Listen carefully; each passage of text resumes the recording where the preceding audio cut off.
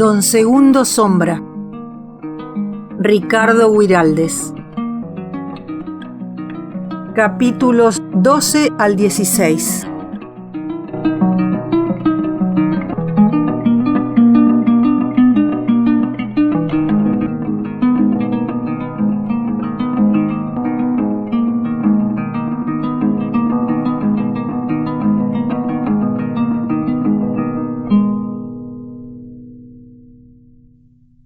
Capítulo 12. Era nuestra noche de despedida. Mateando en rueda después de la cena, habíamos agotado preguntas y respuestas a propósito de nuestro camino del día siguiente. Breves palabras caían como cenizas de pensamientos internos. Estábamos embargados por pequeñas preocupaciones respecto a la tropilla o los aperos, y era como si el horizonte que nos iba a preceder en la marcha se hiciera presente por el silencio. Recordé mi primer arreo. Perico, a quien repugnaba toda inacción, nos acusó de estar acoquinados como pollos cuando hay tormenta. O nos vamos a dormir, o don Segundo nos hace una relación de esas que él sabe, con brujas, aparecidos y más embrollos que negocio turco. ¿De cuándo sé cuentos? Retó don Segundo.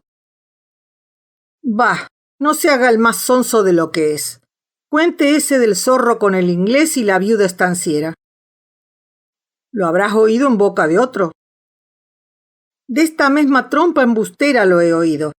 Y si no quiere contar ese, cuéntenos el de la pardita Niceta, que se casó con el diablo para verle la cola. Don Segundo se acomodó en el banco como para hablar. Pasó un rato. ¿Y? Preguntó Perico. Oh, respondió don Segundo. Pedro se levantó, el rebenque en alto tomado de la lonja. Negro indino, dijo. O cuenta un cuento o le hago chispear la cerda de un talerazo. Antes que me castigues, dijo don Segundo, fingiendo susto para seguir la broma, soy capaz de contarte hasta las viruelas. Las miradas iban del rostro de Pedro, mosqueado de cicatrices, a la expresión impávida de don Segundo, pasando así de una expresión jocosa a una admirativa. Y yo admiraba más que nadie la habilidad de mi padrino, que siempre, antes de empezar un relato, sabía maniobrar de modo que la atención se concentrara en su persona. Cuento no sé ninguno, empezó, pero sé de algunos casos que han sucedido, y si prestan atención, voy a relatarles la historia de un paisanito enamorado y de las diferencias que tuvo con un hijo del diablo. Cuente, pues, interrumpió un impaciente. Dice el caso que a orillas del Paraná, donde hay más remanses que cuevas en una vizcachera, trabajaba un paisanito llamado Dolores. No era un hombre ni grande ni fuerte, pero sí era corajudo, lo que vale más. Don Segundo miró a su auditorio como para asegurar con una imposición aquel axioma. Las miradas esperaron asintiendo. A más de corajudo, este mozo era medio aficionado a las polleras, de suerte que al caer la tarde, cuando dejaba su trabajo, solía arrimarse a un lugar del río donde las muchachas venían a bañarse. Eso podía haberle costado una rebenqueada, pero él sabía esconderse, de modo que Naides maliciara de su picardía. Una tarde, como iba en dirección a una sombra de toro, que era su guarida, vido llegar una moza de linda y fresca que parecía una madrugada. Sintió que el corazón le corcoviaba en el pecho como zorro entrampao y la dejó pasar para seguirla. A un pantano cayó un ciego creyendo subir un cerro, observó Perico. Conocí un pialador que de apurao se enredaba en la presilla, comentó don Segundo, y el mozo de mi cuento tal vez fuera la familia. Ya ciego con la vista de la prenda, siguió nuestro hombre pa'l río, y en llegando la vido que andaba nadando cerquita de la orilla. Cuando malició que ella iba a salir del agua, abrió los ojos a lo lechuza porque no quería perder ni un pedacito. «Había sido como mosca pa'l tasajo», gritó Pedro. «Cállate, barraco», dije, metiéndole un puñetazo por las costillas. El mocito, que estaba mirando a su prenda, encandilado como los pájaros blancos con el sol, se pegó de improviso el susto más grande de su vida. Cerquita, como de aquí al jogón, de la flor que estaba contemplando, se había sentado un flamenco grande como un ñandú y colorado como sangre toro. Este flamenco quedó aleteando delante de la muchacha, que buscaba abrigo en sus ropas, y de pronto dijo unas palabras en guaraní. Enseguida nomás, la paisanita quedó del altor de un cabo rebenque. «Cruz diablo», dijo un viejito que estaba acurrucado contra las brasas, santiguándose con brazos tiesos de mamboreta. Eso mismo dijo Dolores, y como no le faltaban agallas, se descolgó de entre las ramas de su sombra de toro con el facón en la mano para hacerle un dentro al brujo. Pero cuando llegó al lugar, ya éste había abierto el vuelo, con la chinita hecha ovillo de miedo entre las patas, y le pareció a Dolores que no más vía el resplandor de una nube coloreada por la tarde sobre el río. Medio sonso el pobre muchacho quedó dando vueltas como borrego airao, hasta que se cayó al suelo y quedó, largo a largo, más estirado que cuero en las estacas. Recién a la media hora volvió en sí y recordó lo que había pasado. Ni dudas tuvo de que todo era magia, y que estaba embrujado por la china bonita que no podía apartar de su memoria. Y como ya se había hecho noche y el susto crece con la oscuridad lo mismo que las arboledas, Dolores se puso a correr en dirección a las barrancas. Sin saber por qué, ni siguiendo cuál huella, se encontró de pronto en una pieza alumbrada por un candil mugriento frente a una viejita achucharrada como pasa, que lo miraba igual que se mira un juego de sogas de regalo. Se le arrimaba cerquita, como revisándole las costuras, y lo tanteaba para ver si estaba enterito. «¿Ande estoy?», gritó Dolores. «En casa de gente buena», contestó la vieja. «Sentate con confianza y toma aliento pa' contarme qué te trae tan extraviado». Cuando medio se compuso, Dolores dijo lo que había sucedido frente al río y dio unos suspiros como pa' echar del pecho un daño. La viejita, que era sabia en esas cosas, lo consoló y dijo que si le atendía con un poco de paciencia, le contaría el cuento del flamenco y le daría unas prendas virtuosas para que se fuera enseguida a salvar la moza, que no era bruja, sino hija de una vecina suya. Y sin dilación ya le entró a pegar al relato por lo más corto. Hace una ponchada de años dicen que una mujer conocida en los pagos por su mala vida y sus brujerías entró en tratos con el diablo, y de estos tratos nació un hijo. Vino al mundo este bicho sin pellejo, y cuentan que era tan fiero que las mismas lechuzas apagaban los ojos de miedo a quedar viscas. A los pocos días de nacido se le enfermó la madre y como vido que iba a enderecer a él la muerte, dijo que le quería hacer un pedido. «Habla, mijo», le dijo la madre. «Vea, mamá, yo soy fuerte y sé cómo desenredarme en la vida, pero usted me ha parido más fiero que mi propio padre y nunca podré crecer por falta de cuero en que estirarme, de suerte que ninguna mujer podrá tener amores conmigo. Yo le pido, pues, ya que tan poco me ha graciado, que me dé un gualicho para podérmelas conseguir». «Si no es más que eso», le contestó la querida el diablo, «atendeme bien y no has de tener de qué quejarte. Cuando decís a alguna mujer, te arrancás 7 pelos de la cabeza, los tirás al aire y lo llamás a tu padre diciendo estas palabras». Aquí se secretearon tan bajito que ni en el aire quedaron señas de lo dicho. Poco a poco vas a sentir que no tenés ya traza de gente, sino de flamenco. Entonces te volás frente a la prenda y le decís estas otras palabras. Aquí vuelta los secretos. Enseguida vas a ver que la muchacha se queda cuantimás de unas 2 cuartas de alto. Entonces la soliviás para traerla a esta isla, donde pasarán 7 días antes de que se rompa el encanto. Ni bien concluyó de hablar esto, ya la bruja querida de Añang la sofrenó la muerte y el monstruo sin pellejo fue huérfano. Cuando Dolores oyó el fin de aquel relato, comenzó a llorar de tal modo que no parecía sino que se le iban a arredetir los ojos. Compadecida, la vieja le dijo que ella sabía de brujerías y que lo ayudaría dándole unas virtudes para rescatar la prenda que el hijo del diablo le había robado con tan malas leyes. La vieja lo tomó al llorón de la mano y se lo llevó a un aposento del fondo de la casa. En el aposento había un armario, grande como un rancho, y de allí sacó Misia un arco de los que supieron usar los indios, unas cuantas flechas envenenadas y un frasco con un agua blanca.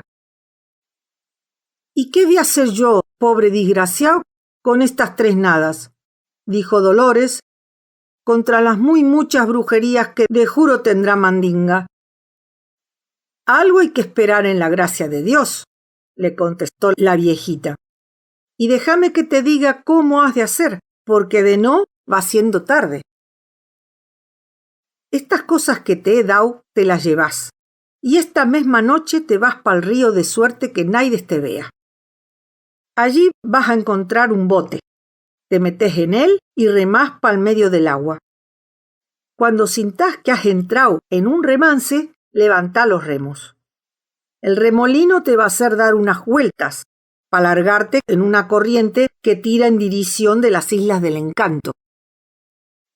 Y ya me queda poco por decirte. En esa isla tenés que matar un caburé, que pa' eso te he dado el arco y las flechas. Y al caburé le sacas el corazón y lo echás adentro del frasco de agua, que es bendita, y también le arrancás al bicho 3 plumas de la cola para hacer un manojo que te colgás en el pescuezo. Enseguida vas a saber más cosas de las que te puedo decir, porque el corazón del caburé, con ser tan chiquito, está lleno de brujerías y de esencia. Dolores, que no dejaba de ver en su memoria a la morochita del baño, no titubeó un momento y, agradeciéndole a la anciana su bondad, tomó el arco, las flechas y el frasquito de agua para correr al Paraná entre la noche oscura. Y ya ganó la orilla y vido el barco y saltó en él y remó pa'l medio hasta caer en el remance que lo hizo trompo 3 veces, para empezar a correr después aguas abajo con una ligereza que le dio Chucho. Ya estaba por dormirse cuando el barco costaló del lado del lazo y siguió corriendo de lo lindo. Dolores se enderezó un cuantito y vido que entraba en la boca de un arroyo angosto y en un descuido quedó como enredado en los juncales de la orilla. El muchacho espió un rato, a ver si el barco no cambiaba de parecer, pero como ahí nomás quedaba clavadito, malició que debía estar en tierra de encanto y se abajó del pingo que tan lindamente lo había traído, no sin fijarse bien ande quedaba, para poder servirse de él a la vuelta. Y ya entró en una arboleda macuca que no dejaba pasar ni un rayito de la noche estrellada. Como había muchas malezas y raíces de flor del aire, comenzó a enredarse hasta que quedó como pialao. Entonces sacó el cuchillo para caminar abriéndose una picada, pero pensó que era el ñudo buscar su caburé a esas horas y que mejor sería descansar esa noche. Como en el suelo es peligroso dormir en esos pagos de tigres y yararaces, eligió la más fuerte de las raíces que encontró a mano y subió para arriba arañándose en las ramas hasta que halló como una hamaca de hojas. Allí acomodó su arco, sus flechas y su frasco, disponiéndose al sueño. Al día siguiente lo despertó el griterío de los loros y la bulla de los carpinteros. Refregándose los ojos, vido que el sol ya estaba punteando y pa'l mismo lado divisó un palacio grande como un cerro y tan relumbroso que parecía hecho de chafalonía.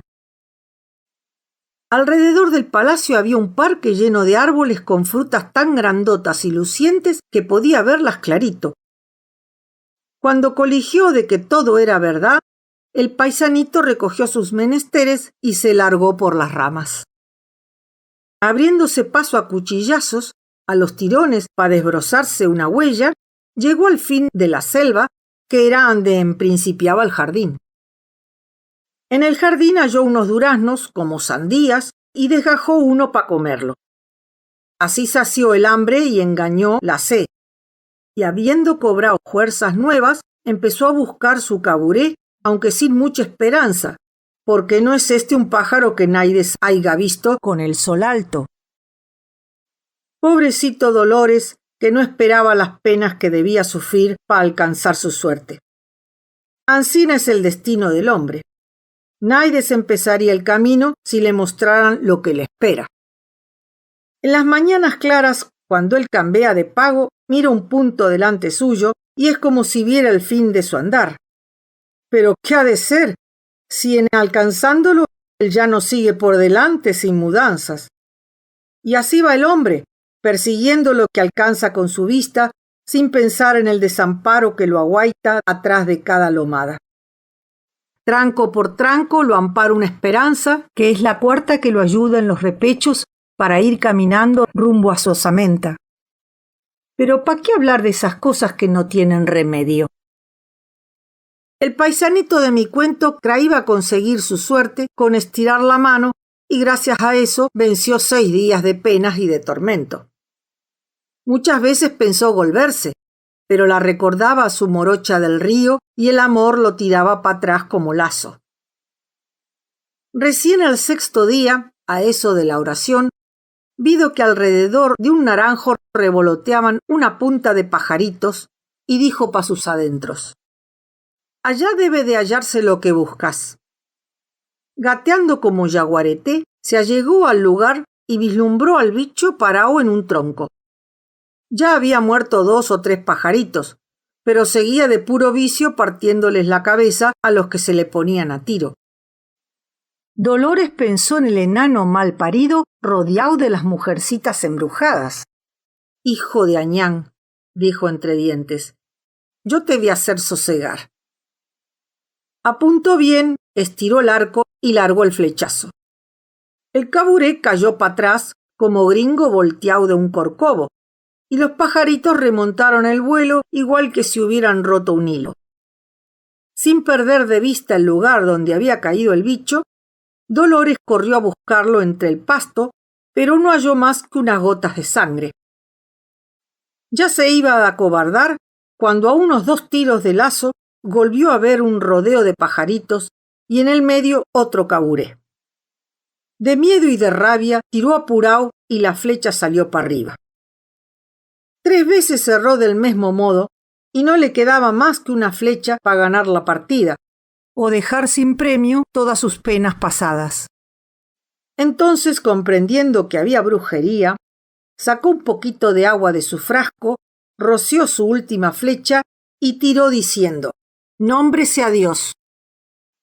Esta vez el pájaro quedó clavado en el mismo tronco y Dolores pudo arrancarle 3 plumas de la cola para hacer un manojo y colgárselo en el pescuezo.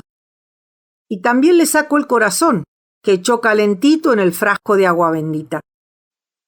Enseguida, como le había dicho la vieja, vido todo lo que debía hacer y ya tomó por una calle de flores, sabiendo que iría a salir al palacio.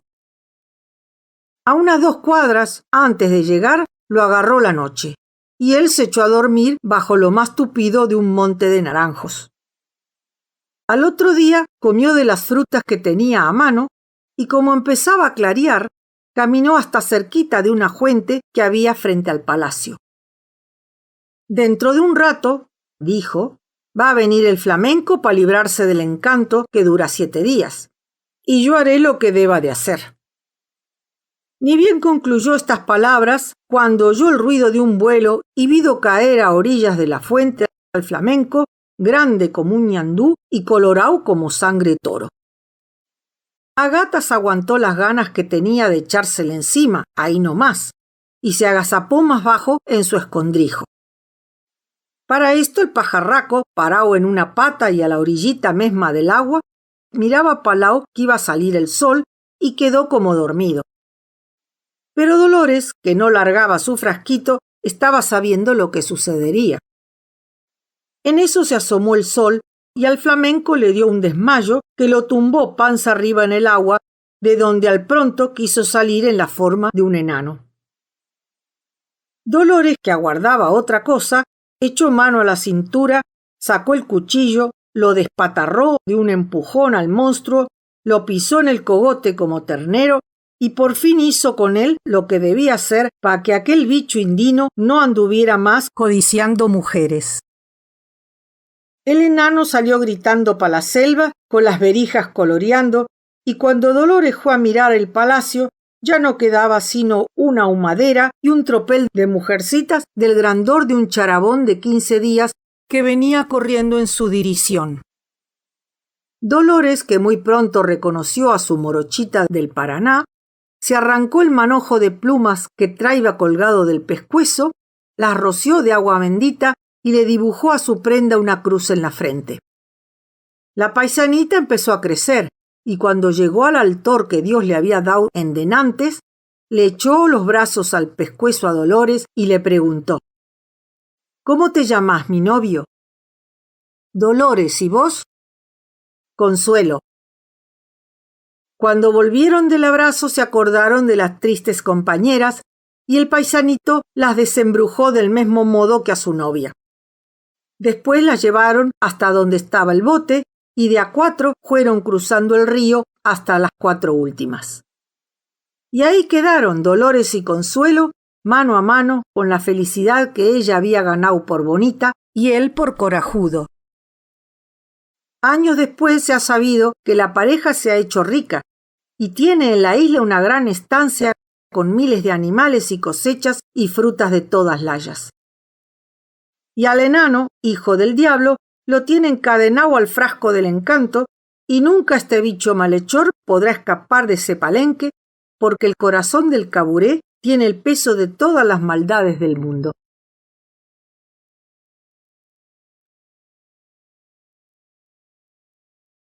Capítulo 13. Después de 2 días de marcha sin peripecias, llegamos al pueblo de Navarro un domingo por la mañana. Tomando una calle poblada, pasamos por la plaza frente a la iglesia petiza y nos bajamos en un almacén a hacer la mañana. Por ser día festivo había gente a porrillo y un antiguo amigo de mi padrino se acercó a saludarlo con muchos agasajos y recuerdos. Nunca me agradaron amontonamientos, y menos cuando el alcohol menudea, de suerte que me apreté la barriga contra el mostrador a fin de ocupar poco sitio y espié lo que sucedía en torno sin entreverarme. Oí que el desconocido amigo de don Segundo le hablaba de riñas de gallos, instándolo a que fuera esa tarde testigo de una casi segura victoria suya sobre un forastero del Tandil.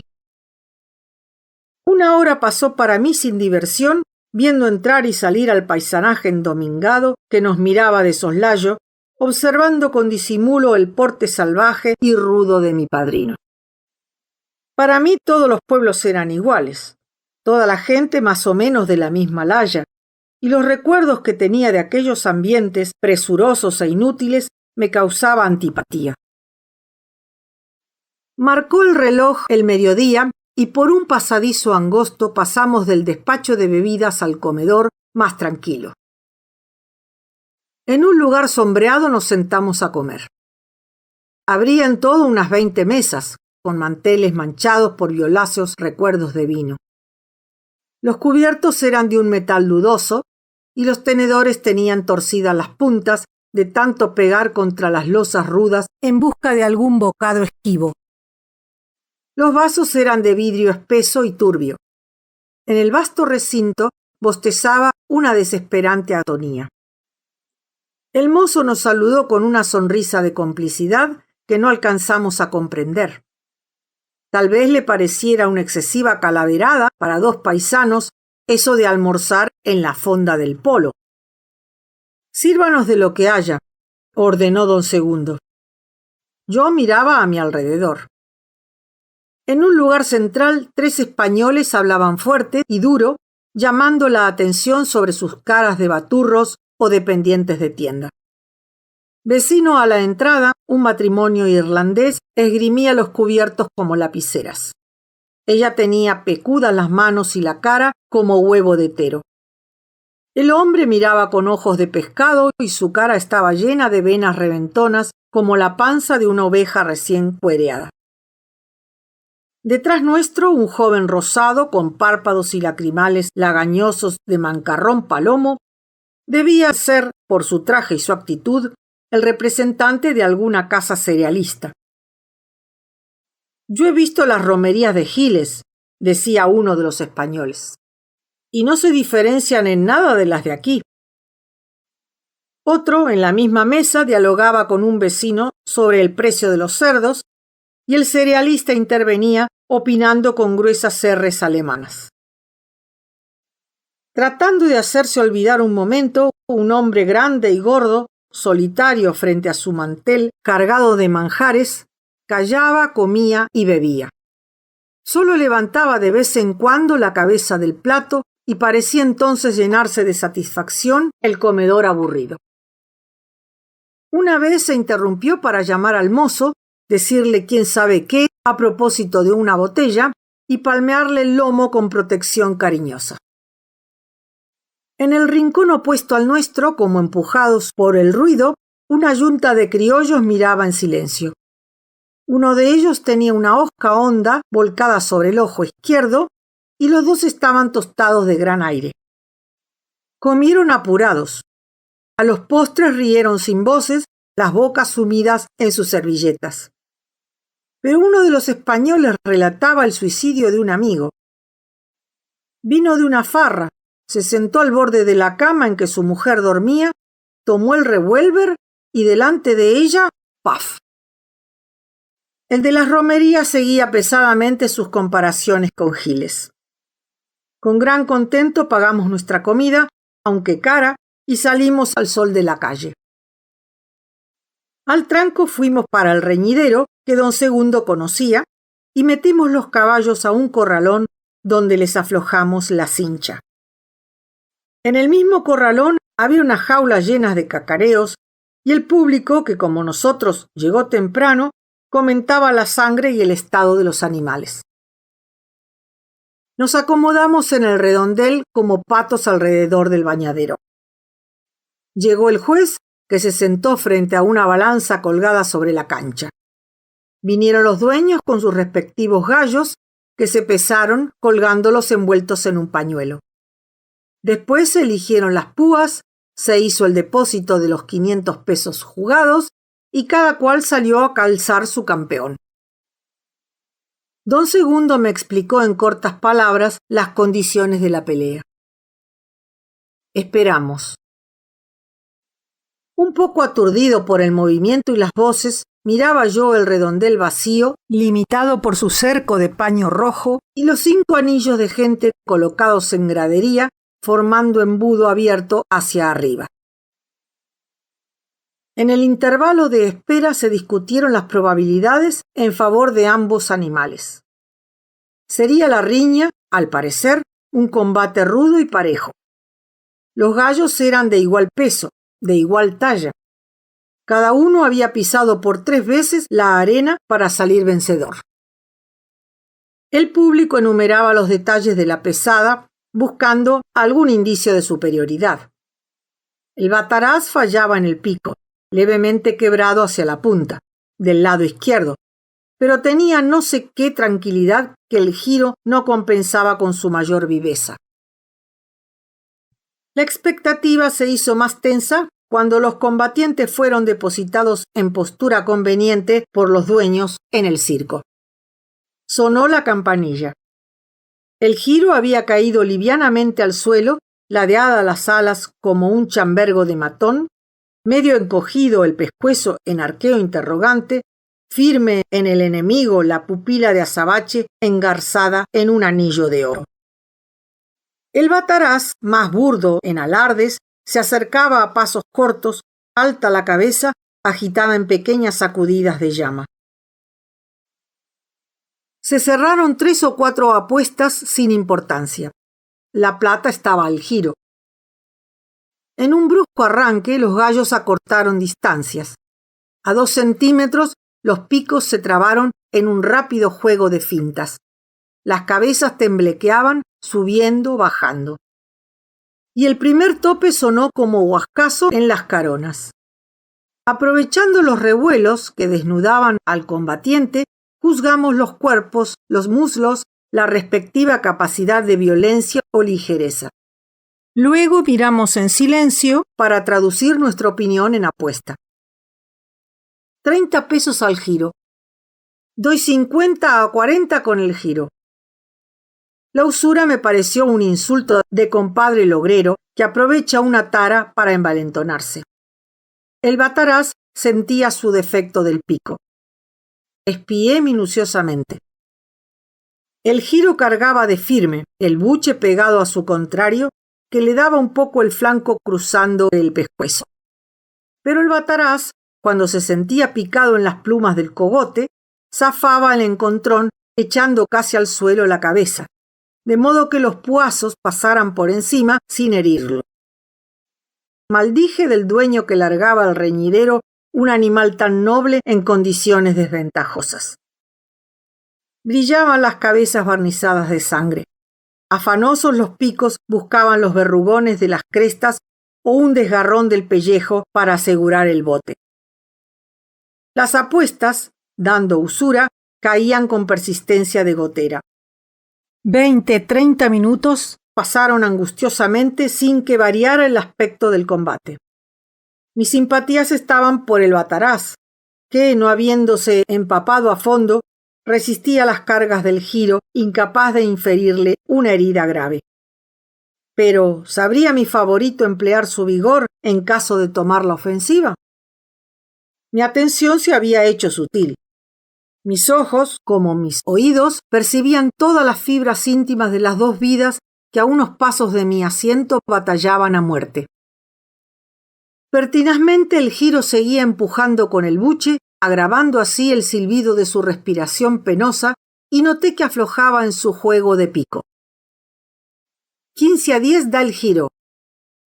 Nuevamente la usura me daba en el rostro su cachetada. Pago, respondí. 20-15 al giro. Pago.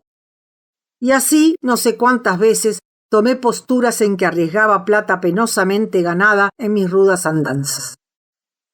Algunos del público me miraron como se mira a un loco o a un sonso. Para ellos el giro no tenía más que insistir en su trabajo, acentuando su victoria hasta el anonadamiento del bataraz. Herido por esas miradas que me trataban de bisoño y excitado por el empeño de mi dinero, me concentré en la pelea hasta identificarme con el gallo en quien había puesto mi cariño y mi interés. Hice mi plan. Era necesario permanecer en la defensiva, evitando el golpe decisivo, salvando en media hora de resistencia y tirar hacia abajo a cada picada del contrario. El bataraz parecía haberme entendido. De pronto un murmullo de sorpresa sofocó al público. El giro se había despicado.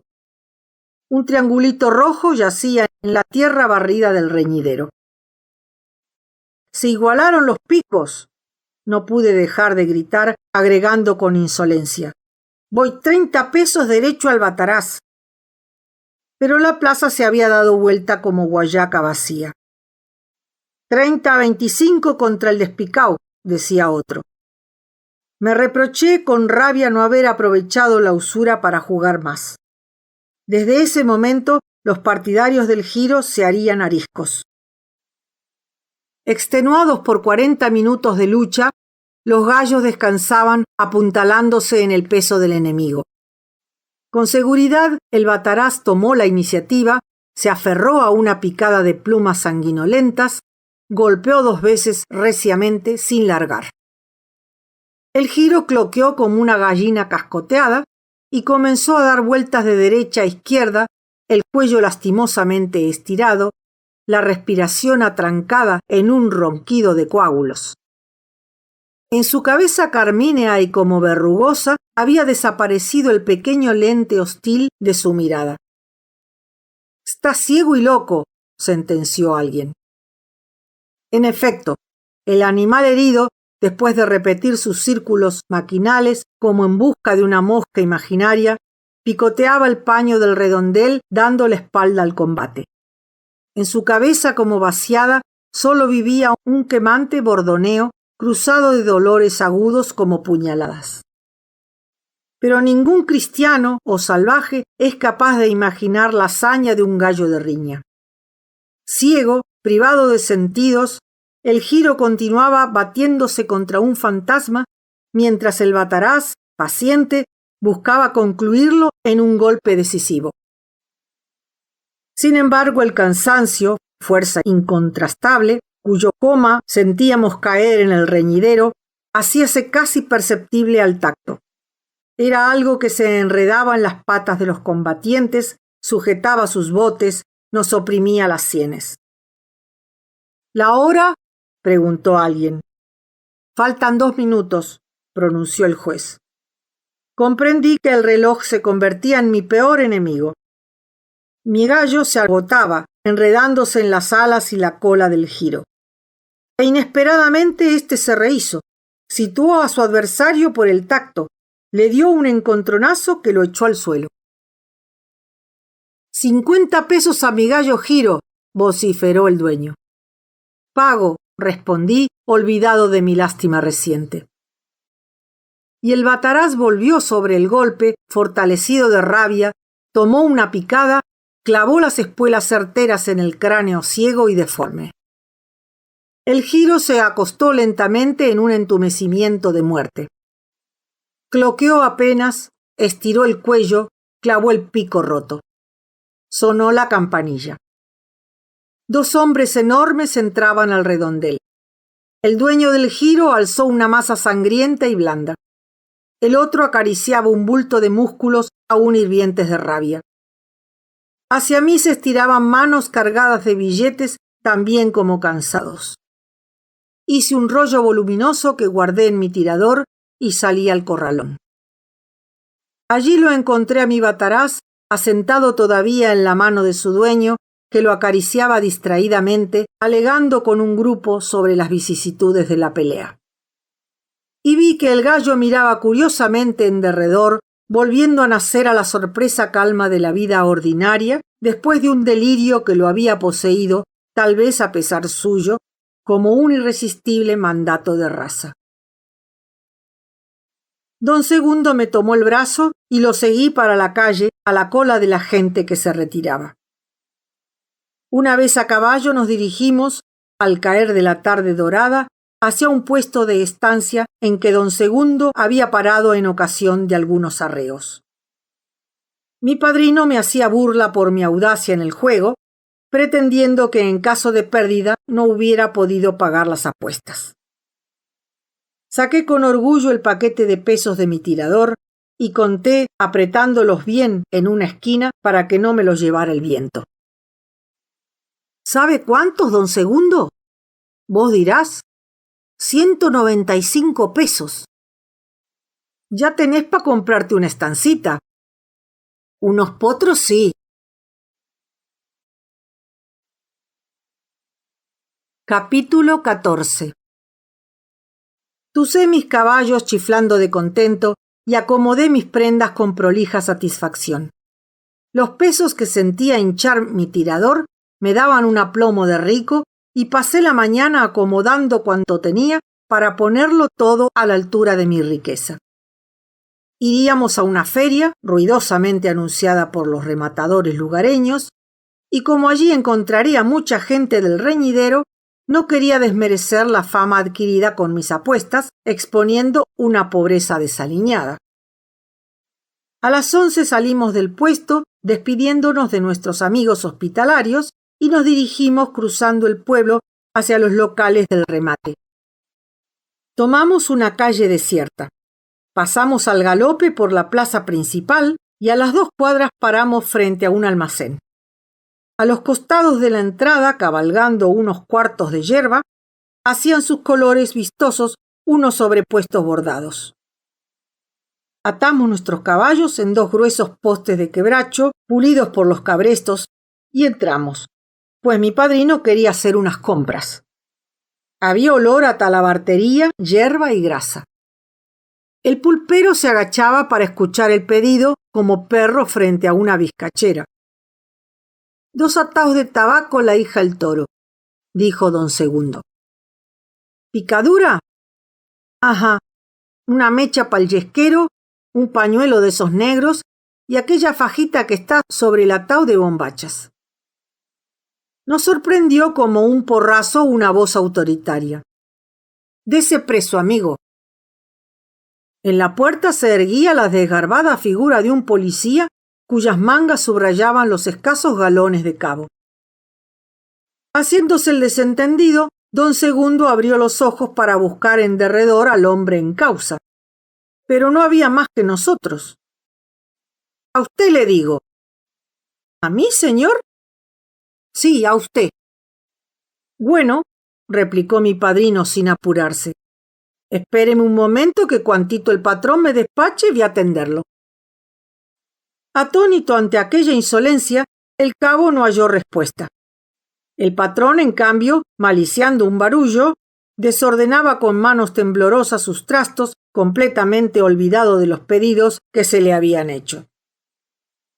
La fajita está allí, decía mi padrino con paciencia. Ese pañuelo floreado no, aquel otro negrito que tocó ricien. Sintiéndose bochornosamente olvidado, el cabo volvió por sus cabales. Si no viene por las buenas, lo voy a sacar por la juerza. ¿Por la juerza? Don Segundo pensó un rato, como si de pronto le hubieran propuesto hacer encastar mulas con gaviotas. ¿Por la juerza? Repitió revisando al cabo enclenque con su mirada de hombre fornido. Y luego, pareciendo comprender, bueno, vaya buscando los compañeros. El cabo palideció sin dar seguimiento a una intención de paso.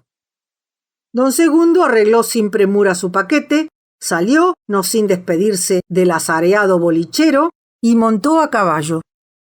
El cabo amagó un manotón a las riendas que quedó a medio camino. No, dijo don Segundo como si se equivocara sobre los designios del cabo. Déjelo nomás que desde el año pasado sé andar solito. Lastimosamente el policía sonrió festejando el chiste. En un gran salón desamueblado, frente a un enorme mapa de la provincia, estaba sentado el comisario, panzón y bigotudo. Aquí están, señor, dijo el cabo recobrando coraje. Aquí estamos, señor, repitió don Segundo, porque el cabo nos ha traído. Ustedes son forasteros, ¿no? Inquirió el mandón. Sí, señor. ¿Y en su pueblo se pasa galopeando por delante la comisaría? No, señor, pero como no vi de bandera ni escudo. ¿Dónde está la bandera? Preguntó el comisario al cabo. La bandera, señor, se la hemos emprestado a la intendencia para la fiesta el sábado. El comisario se volvió hacia nosotros. ¿Qué oficio tienen ustedes? Receros. ¿De qué partido son? Como si no entendiera el carácter político de la pregunta, mi padrino contestó sin pestañear. Yo soy de Cristiano Muerto, mi compañerito de Callejones. ¿Y las libretas? Lo mismo que había hecho un chiste con nuestra procedencia, don Segundo inventó un personaje. Las tiene allá don Isidro Melo. Muy bien, otra vez ya saben ande queda la comisaría, y si se olvidan, yo les voy a ayudar la memoria. No hay cuidado. Afuera, cuando estuvimos solos, don Segundo rió de buena gana. Buen cabo, pero no pa' rebenque. La feria era para mí una novedad. Cuando llegamos, estaban concluyendo de clasificar la hacienda en lotes, disponiéndolos en los corrales. Aquello parecía un rodeo dividido en cuadros por los alambrados como una masa para hacer pasteles. La peonada que llevaba y traía los lotes era numerosa, y tanto entre ella como entre los peones de las estancias se veían paisanos lujosos en sus aperos y su vestuario. ¡Qué facones, tiradores y rastras! ¡Qué cabezadas, bozales, estribos y espuelas! Si ya me estaba doliendo la plata en el tirador. A la sombra de un ombú al lado del gran galpón del local se asaba la carne para los peones y el pobrerío. Había cómo elegir entre los asadores, que aquí ensartaban un costillar de vaquillona, allá un medio capón o un corderito entero de riñones grasudos. Los dueños de la feria, así como los estancieros y los clientes de consideración, tenían adentro acomodada una mesa larga con muchos vasos y servilletas y jarras y frascos y hasta tenedores. Adentro también, vecino al comedor, había un despacho de bebidas con sus escasos feligreses. Con mi padrino nos arrimamos a un cordero de pella dorada por el fuego. Carnecita sabrosa y tierna. Lástima no tener dos panzas, decía con desconsuelo don Segundo. Enseguida que sus mercedes de la mesa se hartaron de embuchar, salieron el rematador y su comitiva en un carrito descubierto y empezó la función. El rematador dijo un discurso lleno de palabras como ganadería nacional, porvenir magnífico, grandes negocios, y dio principio a la venta con un lote excepcional. Alrededor del carrito, a pie o montados en caballos de los peones de la feria, estaban los ingleses de los frigoríficos, afeitados, rojos y gordos como frailes bien comidos. Los invernadores, tostados por el sol, calculaban ganancias o pérdidas, tirándose el bigote o rascándose la barbilla. Los carniceros del lugar espiaban una pichincha con cara de muchacho que se va a alzar las achuras de una carneada. Y el público, formado por la gente de huella y de estancia, conversaba de cualquier cosa. Sin alternativas pasó la tarde. La garganta del rematador no daba más de tanto gritar y mis orejas de tanto oírlo. Empezaban a marchar las tropas. Un hombre de los de la feria, que conocía a don Segundo, nos habló para un arreo de 600 novillos destinados a un campo grande de la costa del mar.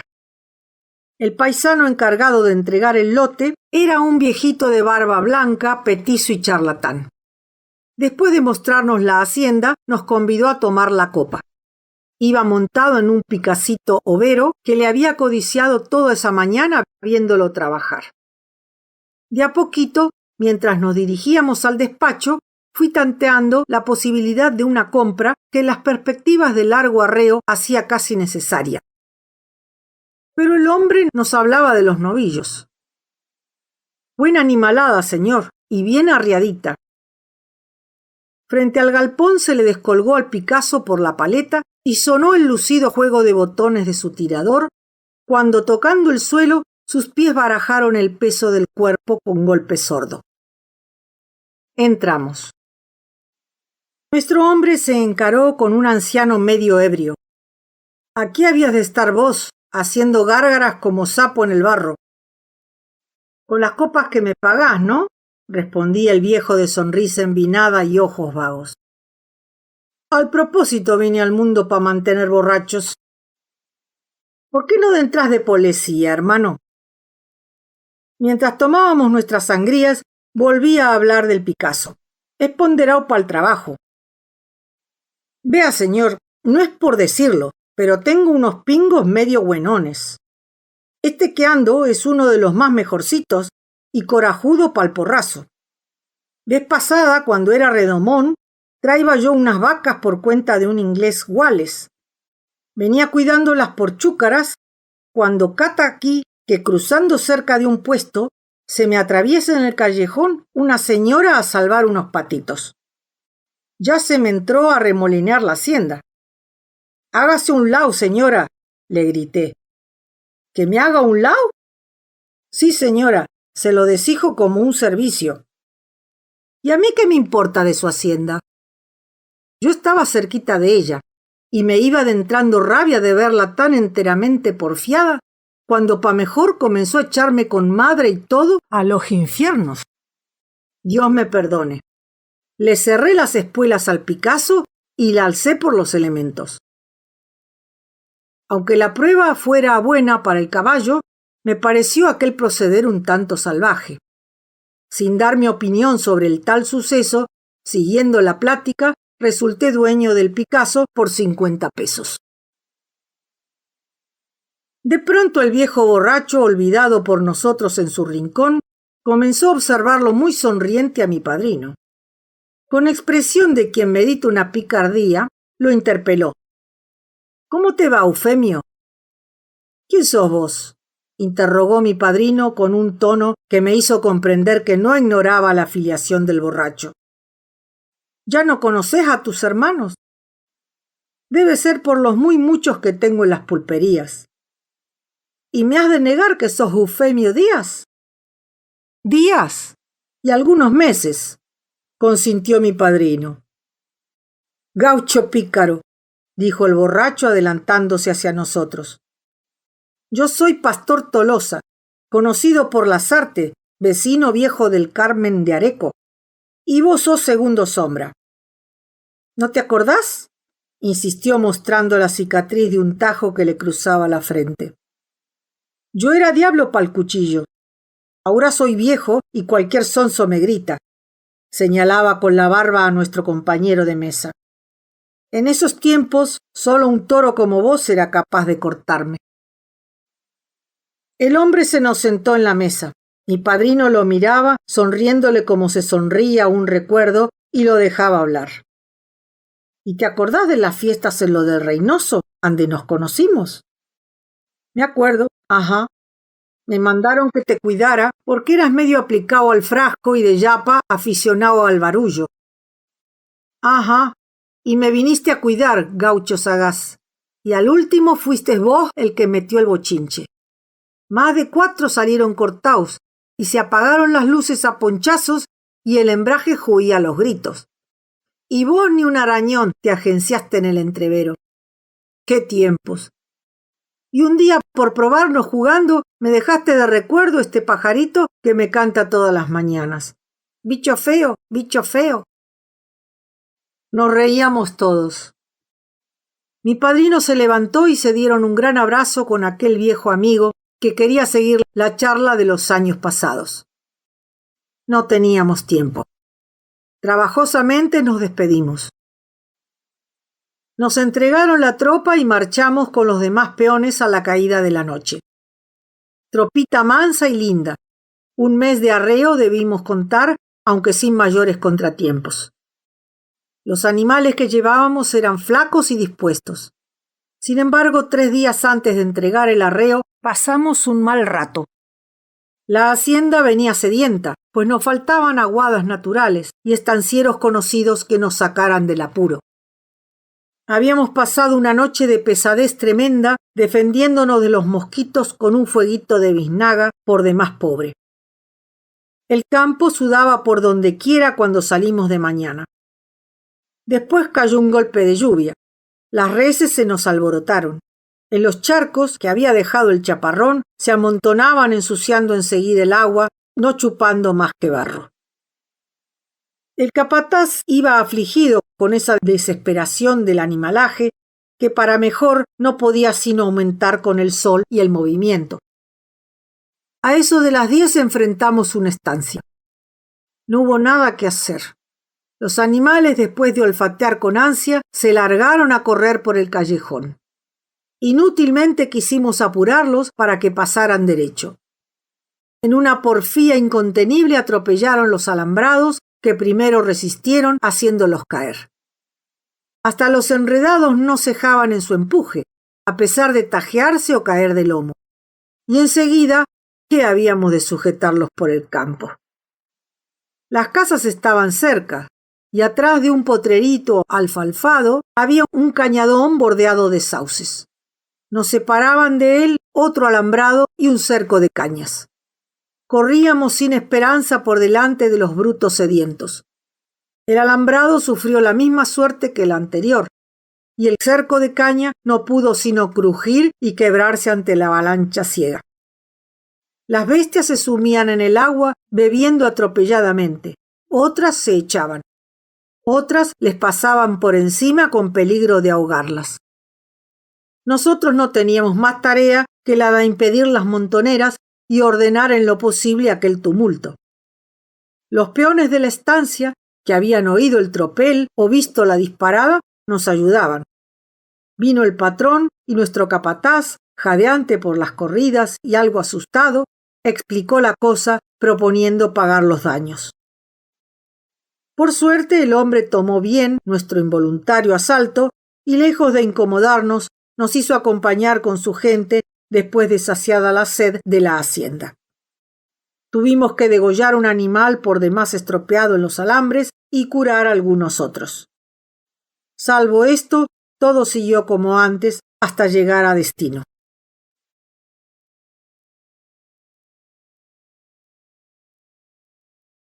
Capítulo 15. ¡Qué estancia ni qué misa! Ya podíamos mirar para todos lados sin divisar más que una tierra valla y flaca como asonsada por la fiebre. Me acordé de una noche pasada al lado de mi tía Mercedes. Dale con mi tía. Los huesos querían como sobrarle el cuero y estaba más sumida que mula de noria. Pero mejor es que lo sangren a uno los tábanos y no acordarse de esas cosas. Habíamos dejado la tropa en un potrero pastoso antes de que nos mandaran para la costa a hacer noche y descansar en un puesto. Bien haiga el puesto. Desde lejos lo vimos blanquear como un huesito en la llanura amarilla.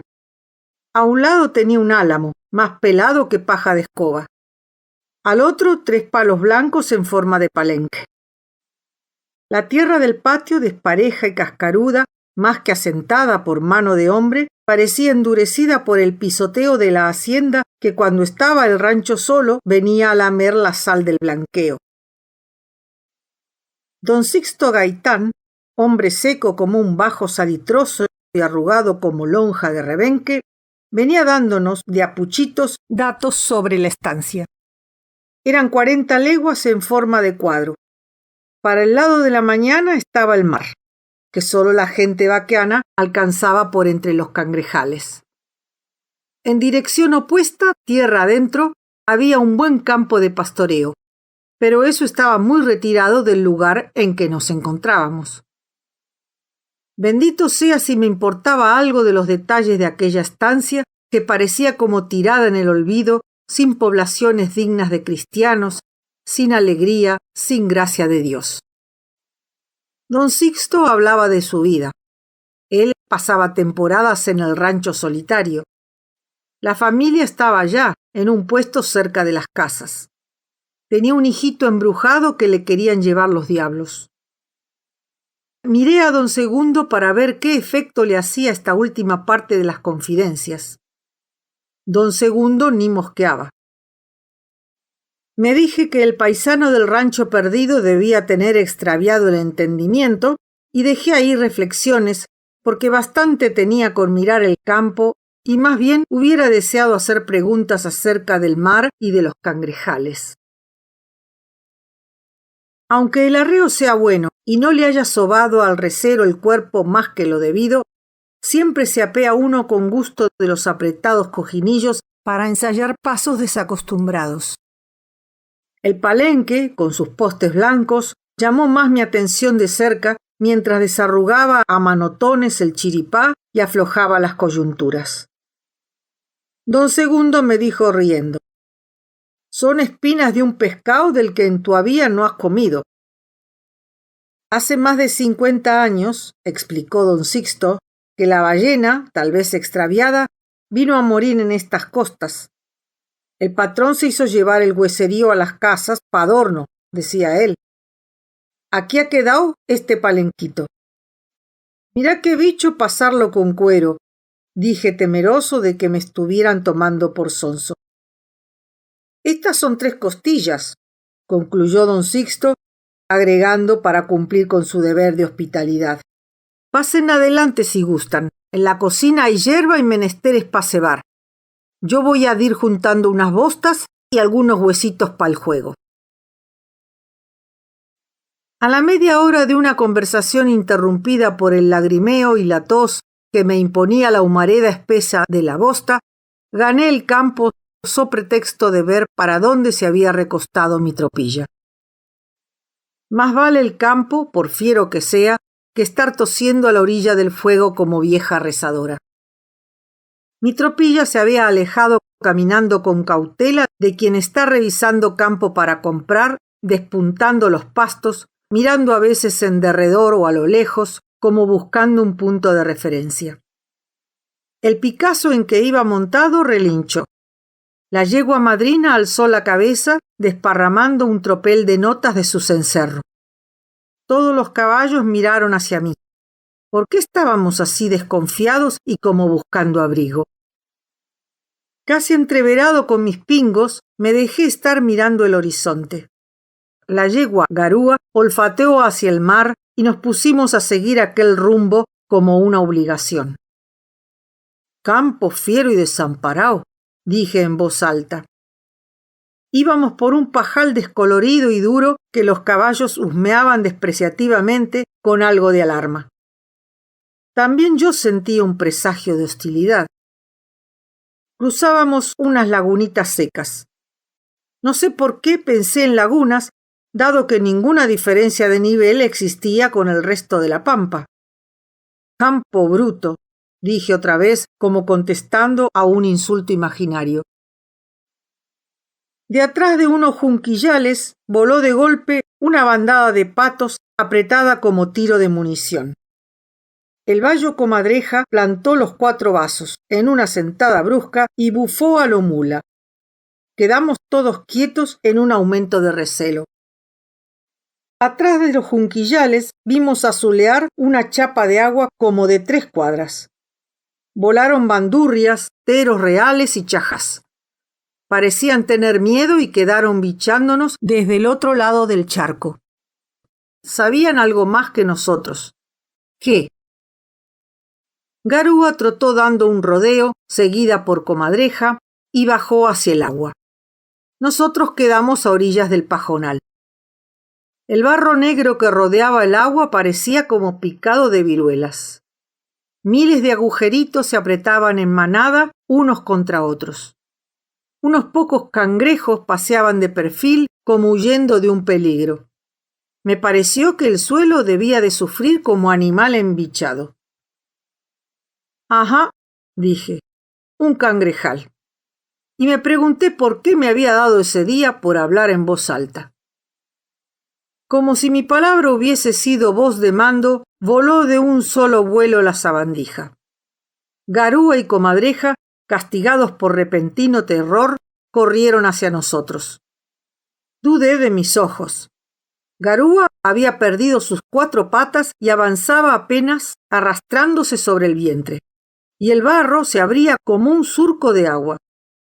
Murió la yegua, me dije. Pero Garúa, tirada sobre el costillar, remaba con las 4 patas, avanzando como si nadara con tanta rapidez que no daba tiempo a que la tierra, desmoronada en sinuosa herida, se juntara tras ella. Aquello hizo un ruido sordo y lúgubre hasta que la yegua pisó firme. «Linda madrinita vaquiana», murmuré con emoción y recordé que me había sido vendida por un paisano del Rincón de López. «Sí, pero ¿y mi bayo?» Comadreja se había detenido ante la caída de Garúa. 2 veces intentó echarse al cangrejal para vencerlo a lo bruto, pero tuvo que volver atrás después de haberse perdido casi totalmente, salvándose a pura energía con quejidos de esfuerzo. Sin perder tiempo arrié mi tropilla en su dirección, recordando el camino seguido hoy por la yegua. Me encomendé a Dios para que no me dejara desviar ni un metro de la dirección que recordaba. En una atropellada alcancé con ansia el lugar en que estaba Comadreja, que se entreveró con sus compañeros y al grito de «¡Vuelva!» salí, yegua en punta, para el lado del campo firme. Pasado el apuro seguimos como muchachos castigados, hinchando el lomo y con las cabezas muy gachas.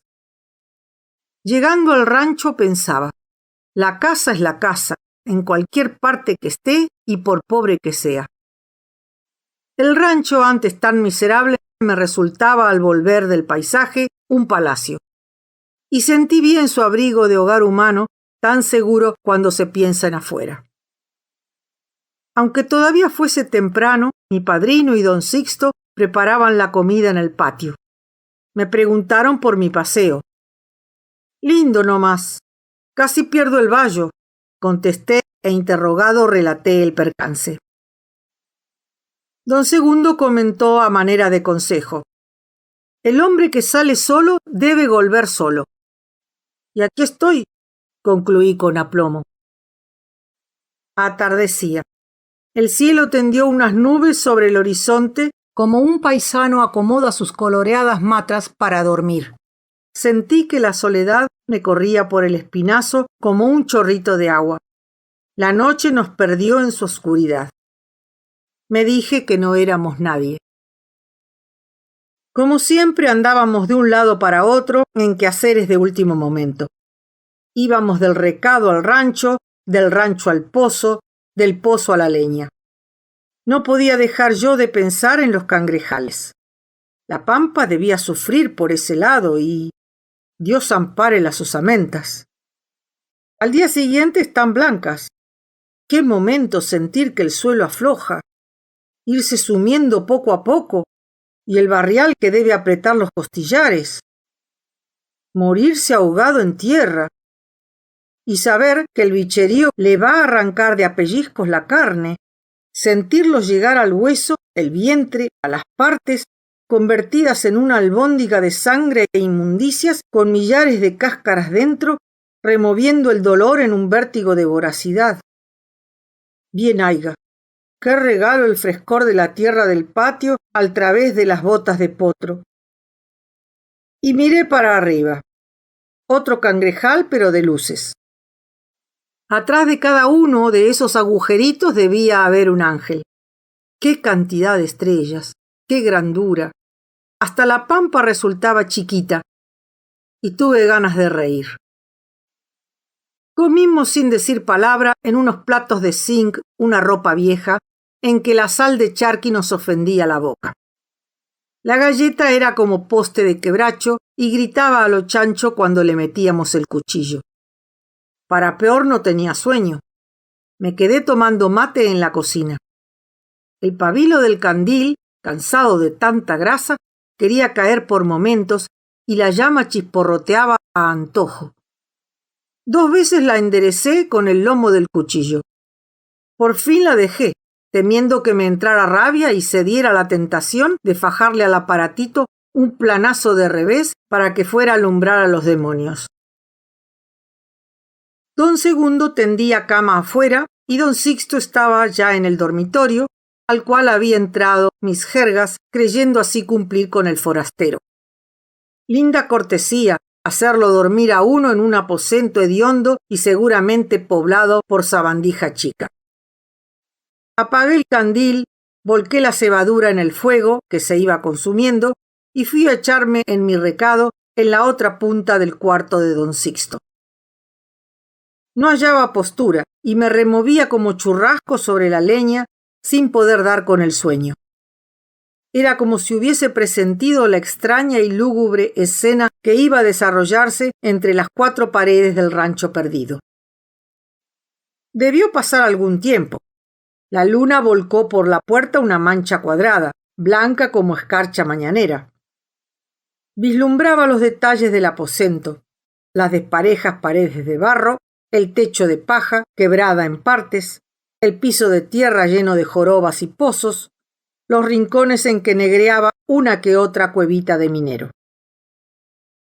Mi atención fue repentinamente llamada hacia el lugar en que dormía don Sixto. Había oído algo como una queja y un ruido de caronas. Antes de que imaginara siquiera qué podía ser aquello, lo vi confusamente de pie sobre las matras en una postura de espanto. Sentándome de un solo golpe, hice espaldas en la pared, desenvainé mi puñalito, que había como siempre alistado entre los bastos puestos como cabecera, y encogí las piernas de modo conveniente para poderme erguir en un impulso. Mire, don Sixto dio con la zurda un manotón al aire. Fue como si hubiera agarrado algo. No, dijo ronco y amenazando. No me lo han de llevar, somaulas. Con la ancha cuchilla que apretaba en su derecha, tiró al aire 2 hachazos como para partir el cráneo de un enemigo invisible. Tuve la ilusión de que aquello que tenía aferrado en la mano izquierda le asentaba un recio tirón. Trastabilló unos pasos. No, volvió a gritar como aterrorizado, pero firme en su propósito de no ceder. Angelito, no me lo han de llevar. Con más saña tiró puntazos en diferentes direcciones, después hachazos de derecha, de revés, con una violencia superior a sus fuerzas. Otro tirón lo llamó hasta la mitad del cuarto. Con más desesperación clamó: mi hijo no ha de ser de ustedes. Comprendí lo terriblemente angustioso de aquella alucinación. El hombre defendía a su hijo embrujado con la desesperación del que no sabe si hiere. Pero ¿cómo podía ser eso? Sin embargo, vi por tercera vez y claramente los tirones y golpazos con que le hacían perder el equilibrio. Don Sixto caía al suelo, volvía a incorporarse y se esgrimía nuevamente contra el vacío, repitiendo su estribillo. No, no me lo han de llevar. La lucha inverosímil, de la cual yo solo veía un combatiente, arreció en violencia. Los zamarrones aumentaban, las cuchilladas menudeaban a tontas y locas. Los gritos de desesperada negación se repetían con mayor frecuencia. Las fuerzas de don Sixto disminuían mientras el tono de la voz llegaba por su angustia a hacérseme intolerable. Quería ayudarle, pero una cobardía, un anonadamiento desconocido se opuso a los esfuerzos que hice por levantarme. No podía siquiera hacer la señal de la cruz. El horror me tiraba los pelos para atrás de las sienes. Me debilitaba en un sudor copioso. Pensé en don Segundo y no pude llamarlo. ¿Cómo no oía? El pobre don Sixto, ya exhausto, había caído cerca mío, a unas cuartas, y luchaba con una tenacidad que duplicaba mi desesperación. Por fin la luz de la luna fue interceptada. Comprendí que mi padrino estaba ahí. Escuché su voz tranquila. Nombre sea Dios. Lo vi entrar. Tomó a don Sixto de un brazo, haciéndolo poner de pie. Sosiéguese, buen hombre, ya no hay nada.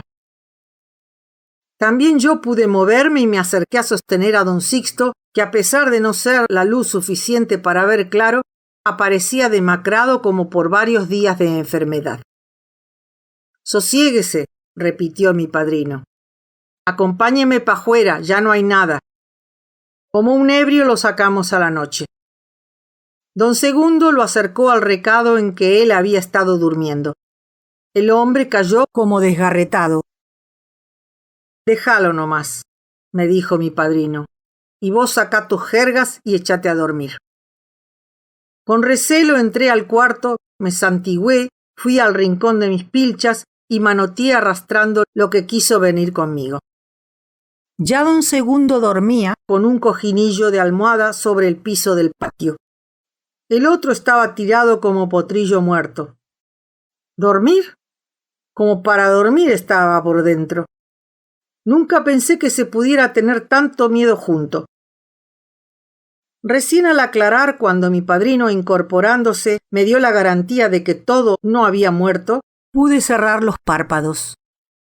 Poco después desperté en un sobresalto. Ya el sol calentaba un tanto el cuerpo y un vientecito tierno se colaba entre la ropa.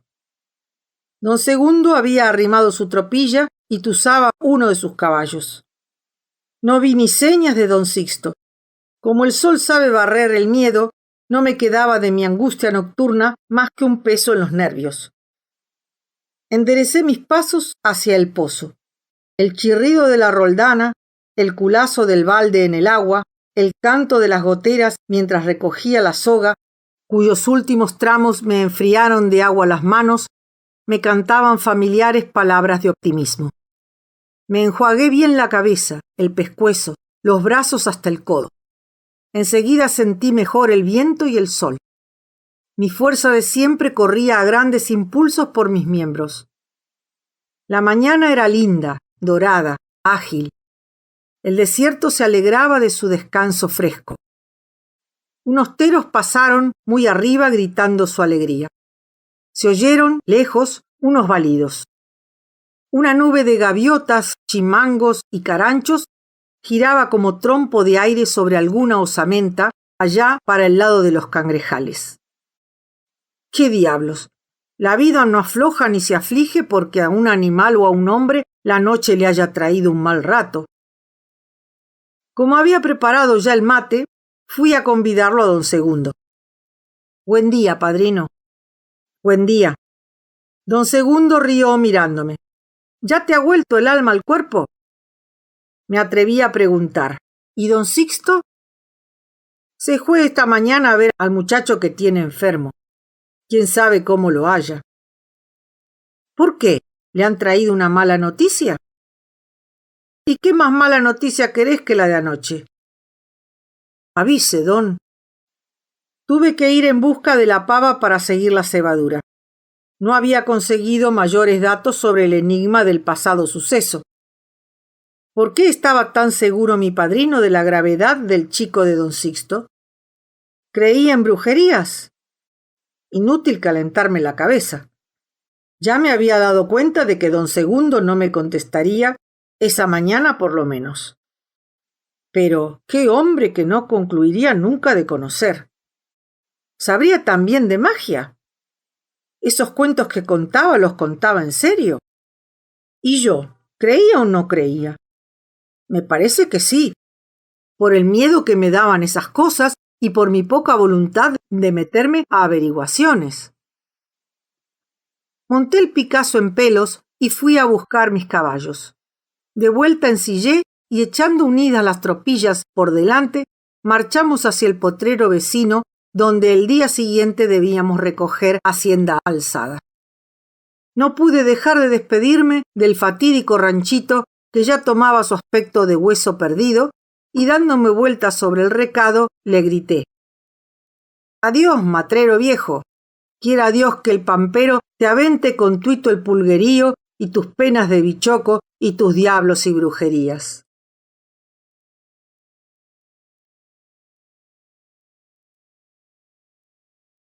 Capítulo 16.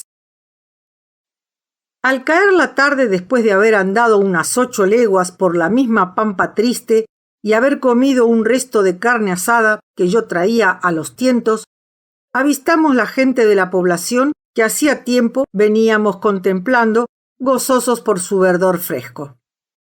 Allí siquiera había unos sauces, unos perros, un corralito y unos dueños de casa. Otros paisanos llegaban ya para el trabajo del día siguiente.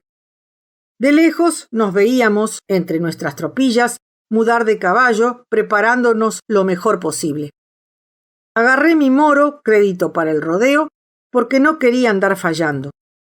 Le acomodé el tuce, lo desranillé y habiéndole puesto los cueros, caí al rancho cortando chiquito al compás de la coscoja. Ya cruzábamos algunas palabras con los paisanos en el palenque. Nos mirábamos los caballos ponderándolos cortésmente. Lindo el vallito, dije a un hombre que se acababa de apear cerca mío. Ha de ser de conseguir de entrando al pueblo. Azotes, reía el paisano. ¿Y su moro? Medio dispuesto pa'l dentro, pero ¿qué va a hacer con una desgracia en el lomo? ¿Dónde está la desgracia? Un servidor, dije señalándome al pecho. Este sí que es bueno, dijo un viejito flaco, acodillando su cebruno petizón que no se movió más que un fardo de lana. Ajá, ponderan la juria el sapo, rió el del vallo. No te fíes, muchacho, no te fíes de los gallos que entran a la riña dando el anca, aconsejó el viejo. Un hombre achinado y gordo, que desembarraba con el lomo del cuchillo las paletas de su overo pintado, arguyó señalando el espléndido alazán de don Segundo. Ese es un pingo. Todos lo miraron con un silencio de asentimiento. Con su voz clara y tranquila, don Segundo explicó a la gente callada. Lo cambié por unas tortas. Cuando pasó la risa, insistió imperturbable. El otro debía estar en pedo. Era lo que habían pensado muchos sin animarse a decirlo. Don Segundo parecía querer recordar el hecho. Lo que no puedo acordarme es cómo estaba yo. Cierto que debía andar más fresco, al menos que ya hubiese llegado por la tranca a perder la vergüenza. Me parece acordarme de algo así como un barullo. La gente hasta peleó. Fue una linda diversión. Al día siguiente el paisano no se acordaba bien del cambio, pero yo le refresqué la memoria. ¿Yo le refresqué la memoria? Bien se imaginaban los oyentes la energía de esa ayuda. Además, don Segundo había dicho, la gente hasta peleó, fue una linda diversión. Ahora lo tasaban detallando su estatura, la resiedumbre de sus rasgos y sobre todo esa tranquilidad con que debía tomar las cosas, fuera como fuesen, como si le quedaran chicas. Yo sentía por una vez más esa fuerza de mi padrino, tan rápida para suscitar en el paisanaje reservado e incrédulo una incondicional admiración. Sabía desconcertar quedando impasible y a la duda que por momento despertaba sobre su inocencia aparente o su profunda malicia, seguía de inmediato el respeto y la expectativa. Como otro arte suyo era saberse ir a tiempo, aprovechó la atención general para ponerse a hablar bajo con un hombre que estaba a su lado. El paisano del overo me preguntó de dónde éramos. De San Antonio. ¿De San Antonio? Terció el del Cebruno. Yo he sabido trabajar allá, en los campos del general Roca. Y este hombre, dijo señalando al del Bayo, ha andado hace poco con arreo por esos pagos. Ajá, contestó el aludido, en una estancia de un tal Costa. Acosta, corregí. Eso es. Nos fuimos arrimando al rancho. En el patio grande, abajo de los sauces, ardían los fogones lamiendo la carne de los asadores. Lindo olorcito. Habría entre todos unos 20 paisanos. Al aclarar el día siguiente llegarían unos 10 más. Todos venían de distantes puestos. Decididamente iba a ser nuestra recogida un trabajo bruto y grande. No hubo antes de echarnos a dormir ni muchas bromas, ni una alegría muy visible, ni guitarra. A la gente de esos pagos no parecía importarle nada de nada. Uno por uno enderezábamos al asador, cortábamos una presa, nos retirábamos a saborearla en cuclillas. Los más salvajes y huraños desaparecían en lo oscuro, como si tuvieran vergüenza que los vieran comer o temieran que los pelearan por la presa.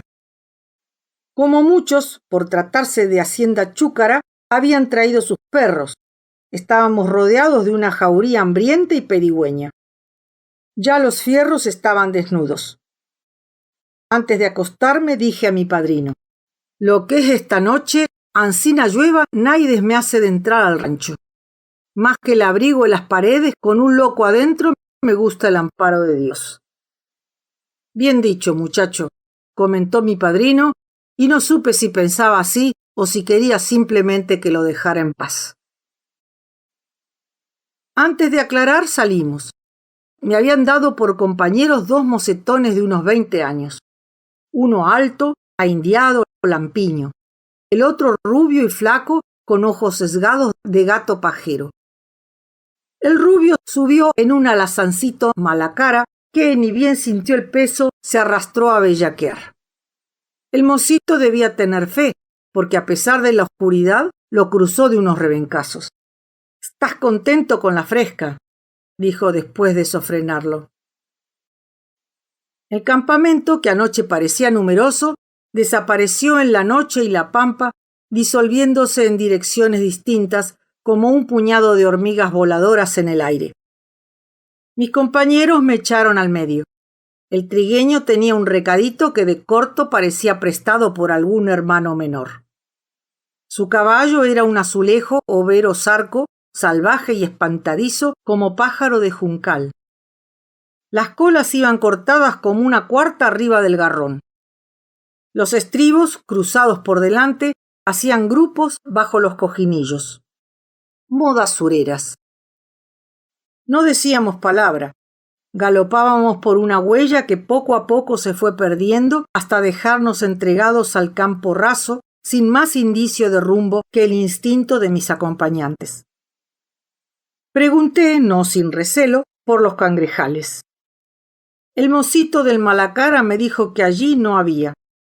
En los cangrejales no podían aventurarse sino los que eran muy vaquianos, y a nosotros nos habían dado un pedazo de campo limpio. Eso sí, tendríamos que cruzar los médanos y llegarnos hasta el mar para de allí, por los arenales, echar hacia el lado del campo los animales matreros que sabían esconderse. Nuevas curiosidades para mí. Los médanos, el mar. No quise pasar por chapetón y dejé mis preguntas de lado como una vergüenza, esperando instruirme por mis cabales. En el cielo las primeras claridades empezaban a alejar la noche y las estrellas se caían para el lado de otros mundos. Orillamos un bajo salitroso y unas lagunas encadenadas en que los pájaros medio dormidos se espantaron de nuestra presencia. Clareó más y comenzaron a vivir los animales de la pampa. Pasamos cerquita de una osamenta hedionda que unos 30 caranchos aprovechaban porfiando ganársela a la completa podredumbre. Qué amabilidad la de esos pagos que se divertían en poner cara de susto. Al querer despuntar el sol, divisamos a contraluz la línea de los médanos. Era como si al campo le hubieran salido granos. Varios vacunos trotaron por lo alto de una loma, nos miraron un rato y huyeron disparando. Mis compañeros iniciaron los clásicos gritos de arreo. Pronto pisamos las primeras subidas y bajadas. El pasto desapareció por completo bajo las patas de nuestros pingos, pues entrábamos a la zona de los médanos de pura arena, que el viento en poco tiempo cambia de lugar, arreando montículos que son a veces verdaderos cerros por la altura. La mañanita volvió de oro el arenal. Nuestros caballos se hundían en la blancura del suelo hasta arriba de los pichicos. Como buenos muchachos retozamos, largándonos de golpe barranca abajo, sumiéndonos en aquel colchón amable, arriesgando en las caídas el quedar apretados por el caballo. Satisfechos nuestros impulsos, nos decidimos a atender el trabajo. Andábamos torpemente, amacados por el esfuerzo del tranco demasiado blando. Ni un pasto entre aquel color fresco que el sol nuevo teñía de suave mansedumbre. Me dijeron que en el ancho de una legua, entre tierra y mar, toda la costa era así, una majada monótona de lomos bayos, tersos y sin quebraduras, en que las pisadas apenas dejaban un hoyito de bordes curvos. ¿Y el mar? De pronto una franja azul entre las pendientes de 2 médanos. Y repechamos la última cuesta. De abajo para arriba surgía algo así como un doble cielo más oscuro que vino a sentarse en espuma blanca a poca distancia de donde estábamos. Llegaba tan alto aquella pampa azul y lisa que no podía convencerme de que fuera agua. Pero unas vacas galopaban por la costa misma y mis compañeros se precipitaron arena abajo hacia ellas. Me hubiera gustado quedar un rato, si más no fuera, contemplando el espectáculo vasto y extraño para mis ojos. Más vale no hacerse el gusto que pasar por pasguato, y arremetí también contra las bestias. En la arena mojada de la orillita, dura como tabla, corríamos a lo loco. Mi moro se hizo ver tomando la punta, descontando la ventaja que le llevaban. Por momentos nos acercábamos. Los chúcaros corrían como gamas, y al verse apareados se sentaban gamberreando de lo lindo. Para mejor estaban más delgados que parejeros. Errábamos los topes a porrillo. Por fin un toro, más haragano, más pesado, cayó entre el alazán y el overo. Lo paletearon hasta echarlo por entre los médanos. Yo había seguido por dentro de una yaguanesa y la llevaba cerca. Forzándola hacia el mar, cuyo ruido me sorprendía y achicaba, hice que se resistiera y así pude arrimarle el caballo. El mozo se le prendió como tábano en la paleta y allí íbamos con la vaca afirmándonos uno con otro. De repente entramos a pisar algo sonoro y resbaloso. Largué los estribos por las dudas. La yaguanesa, queriéndose caer, se atravesó, pero el moro seguía echándola por delante con el impulso de la corrida. Y sucedió lo que debía suceder. Al salir del fragmento de roca resistente, encontrando la blandura de la arena, la vaca se tumbó. Sentí por el encontronazo que el moro se daba vuelta por sobre la cabeza. Con tal que no se quiebre, tuve tiempo de decirme y me eché hacia atrás. Un momento se deja de pensar. El cuerpo cumple su deber por instinto. Sufrí en la planta de los pies el chicotazo del suelo. Tuve que correr unos pasos para recobrar el equilibrio. Volví sobre mi caballo, que aún se esforzaba por ponerse de aplomo. La vaca, enderezándose, me amagó un tope. Lleno de audacia, le crucé el hocico de un rebencazo y le saqué el cuerpo. Tomé mi caballo de las riendas. Por ahí cerca venían los compañeros. Pobre moro. Lo hice caminar. Bien. Le manoteé la arena del recado y las clines. Ya los dos muchachos estaban conmigo. «Gran puta», dije, y la palabra me sonó bien, aunque no fuera mal hablado. Esta playa había sido como jeta de comisario. Subí dispuesto al trabajo. Por los médanos se perdió la yaguanesa. Mis compañeros se enredaban en 1000 dicharachos conmigo. Comprendí que empezábamos a ser amigos. No hay desayuno mejor que un porrazo para envalentonar el cuerpo. Estábamos más decididos para la recogida. Después de un pesado galopar y gritar por los médanos, salimos al campo. Nuestro trabajo y el de los demás, que por ahí andarían, iba surtiendo efecto. La pampa, antes sola, se poblaba de puntas de hacienda que corrían en montón o en hilera para el lado opuesto al mar. Para el lado de la gente, hubiera dicho yo. Muy lejos, unas polvaredas indicaban las partes más numerosas de la recogida. Ya podíamos estar más tranquilos. Las puntas se buscaban entre sí, constituyendo masas cada vez más grandes. Las huellas insensiblemente marcaban rumbos al animalaje. No teníamos más que hacer una atropellada de vez en cuando para que a muchas cuadras repercutiera en un apuro y hasta en huidas sin fin. Íbamos dejando a un lado las vacas recién paridas que nos miraban hoscas con una cornada pronta en cada aspa.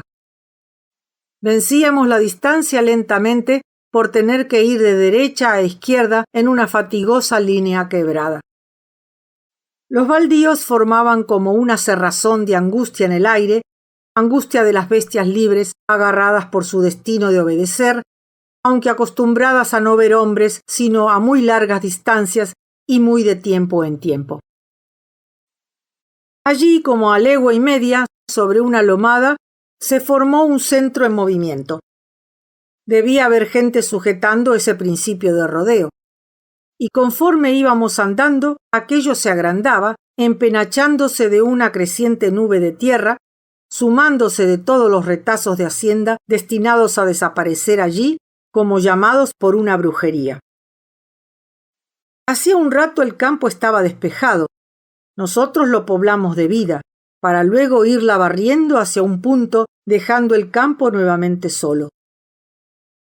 Conservábamos la vista fija en el lugar del rodeo y deseábamos ya estar allí, pues poco que hacer y diversión encontrábamos en galopar atrás del vacaje cimarrón que no se dejaba arrimar. Sin embargo, anduvimos. El rodeo aumentaba de tamaño por los animales que llegaban y porque nos acercábamos. Ya el entrevero de los balidos se hacía ensordecedor y empezamos a notar que aquello nos absorbía como única razón de ser posible en el gran redondel trazado por el horizonte, dentro del cual todo lo demás parecía haberse anulado. Llegamos. Algunos paisanos rondaban el tropel asustado de animales. Otros mudaban caballo. Otros, con la pierna cruzada sobre la cabezada del basto, liaban un cigarro o platicaban con tranquilidad. Los caballos sudados, con los sobacos coloreando de espolazos o embarrados hasta la panza, delataban la tarea particular a que habían sido sometidos. Reconocía caras vistas el día anterior, observaba otras nuevas. Contemplé el rodeo. Nunca había presenciado semejante entrevero. Debían de ser unos 5.000, contando grande y chico. Los había de todos los pelos, todos los tamaños. Pero esto no estaba hecho para asombrarme. Lo que sí llamaba mi atención era el gran número de lisiados de todas clases. Unos por quebraduras soldadas a la buena de Dios, otros a causa del gusano que les había roído las carnes, dejándoles anchas cicatrices. Esos animales nunca fueron curados por mano de hombres. Cuando un aspa creciendo se metía en el ojo, no había quien le cortara la punta. Los embichados morían comidos o quedaban en pie gracias al cambio de estación, pero con el recuerdo de todo un pedazo de carne de menos. Los chapinudos criaban pezuñas con más firuletes que una tripa. Los sentidos del lomo aprendían a caminar arrastrando las patas traseras. Los sarnosos morían de consunción o paseaban una osamenta mal disimulada con el cuero pelado y sanguinolento. Y los toros estaban llenos de cicatrices de cornadas por las paletas y los costillares. Algunos daban lástima, otros asco, otros risa. Los sanos y jóvenes, que eran los más, porque la pampa al que anda trastabillando muy pronto se lo traga, demostraban un salvajismo tal que se llevaban por delante, afanados en alejarse cuanto fuera posible. Un lujo de toros de toda laya hacía del rodeo un peligro. Ya varios andaban buscando enojarse solos. Los atajadores tenían que quedar a cierta distancia, haciendo rueda, cosa que ocupaba a mucha gente. Más afuera, las tropillas con sus yeguas maneadas formaban el último círculo. «Compañero, ¿no ha visto el venau?», me interpelaba un paisano bien montado en un oscurito escarceador, refiriéndose a que estábamos en ayunas. A la verdad, nuestra hambre bien nos podía hacer ver cualquier cuadrúpedo comible, pues eran las 10 y desde las 2 de la madrugada no habíamos matado el bichito más que con unos cimarrones. Miré para el lado de los carneadores que ya llevaban a medio asar la vaquillona de año que esa mañana habían volteado para el pionaje.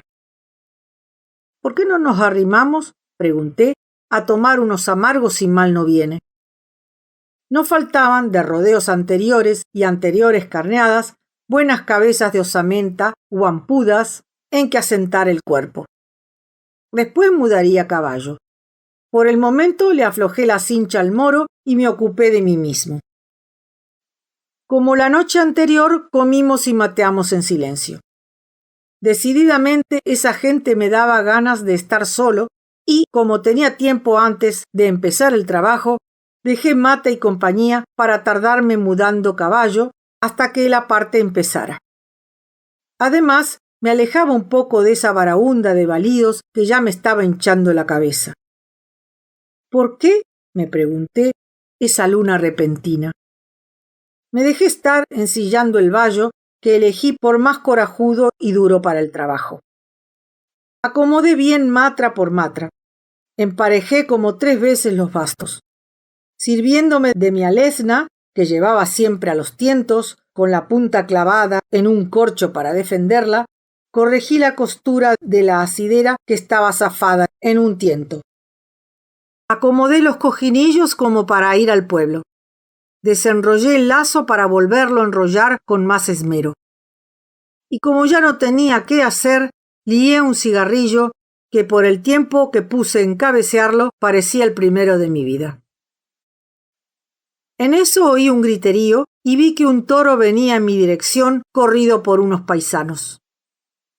Me le enhorqueté al comadreja proponiéndome sacarme pronto el mal humor. Los dejé acercarse. A breve distancia me coloqué bien a punto para llevar a cabo mi intento. Cuando calculé por buena la distancia, grité: «Con licencia, señores», y cerré las piernas al vallo. Mi pingo era medio brutón para el encontronazo. Por mi parte había calculado bien. A todo correr, el pecho del vallo dio en la paleta del toro. Ayudé el envión con el cuerpo. Quedaron clavados en el lugar del tope. El toro saltó como pelota, se dio vuelta por sobre el lomo. Había hecho una cosa peligrosa entre todas. Agarrar un animal en toda la furia, a la cruzada, es un alarde que puede costar el cuero si la velocidad de cada animal no está calculada con toda justeza. Buen principio que me comprometía para el trabajo bruto iniciado.